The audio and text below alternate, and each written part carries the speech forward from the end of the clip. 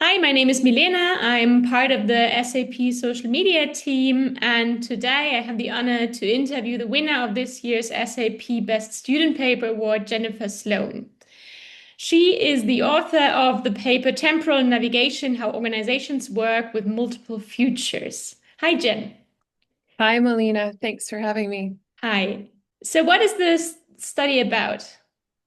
Well, organizations, they increasingly rely on different kinds of algorithmic tools, things like dashboards, predictive analytics, forecasts, these sorts of things, and increasingly AI as well, to help make futures calculable. And what's interesting about that for me is that organizations often don't just inhabit one future. Some of the futures that they inhabit can be predicted and they can be controlled, but others can't.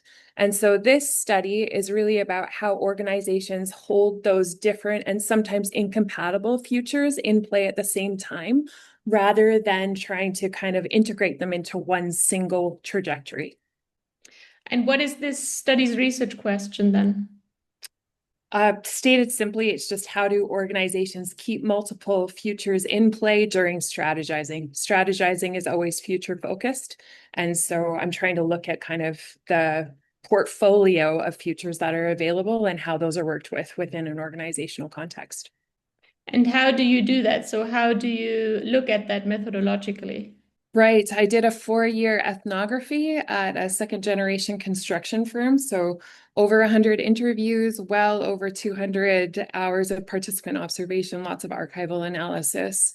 And then I used abductive theorization practices in order to be able to theory build. And what is your key finding? Two things. First, actors constructed different kinds of metaphorical futures. I found four specifically based on foresight, luck, vision, and constraint that differed along the dimensions of what could be known and whether or not it could be shaped. So, kind of that predictability and control spectrum. And then, second, I found that they move through these different futures through a construct called temporal navigation that was enabled by two mechanism pairs, basically calculating and intuiting govern how the future becomes knowable, and then scripting and improvising govern how the future becomes actionable. So what I found quite interesting about this is that the strategizing became effective, and it was much less about the algorithmic sophistication that they were using and much more about the capacity to complement foresight when the orientations of other assumptions failed. And what is special about this study?